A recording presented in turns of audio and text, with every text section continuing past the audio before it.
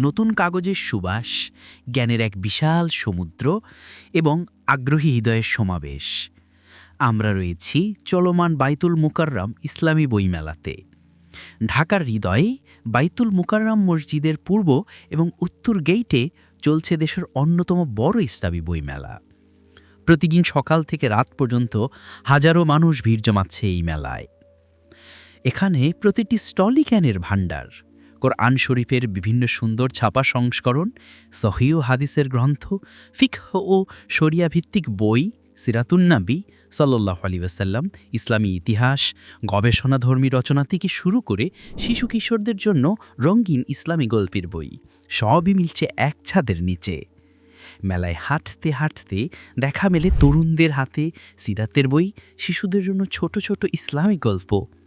আবার কেউ খুঁজে নিচ্ছে আত্মশুদ্ধির পথ দেখানো দাওয়ার বই। শুধু কেনাকাটায় নয়, এখানে এক ধরনের আধ্যাত্মিক পরিবেশ তৈরি হয়।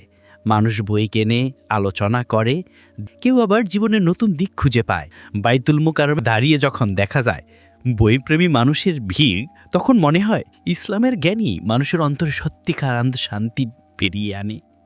বই শুধু কাগজ নয়, বরং আমাদের মহান্ন আত্মার জন্য এক আলো। ইসলামের প্রথম নির্দেশটি ছিল পড়ো। হয়তো তোমার জন্য এই মেলায় কেনাই কি বই হয়ে যাবে জীবনের মোড় ঘুরিয়ে দেওয়ার কারণ। পড়ুন আর শিখুন কিভাবে সুন্দর করে জীবনকে পরিচালনা করা যায়।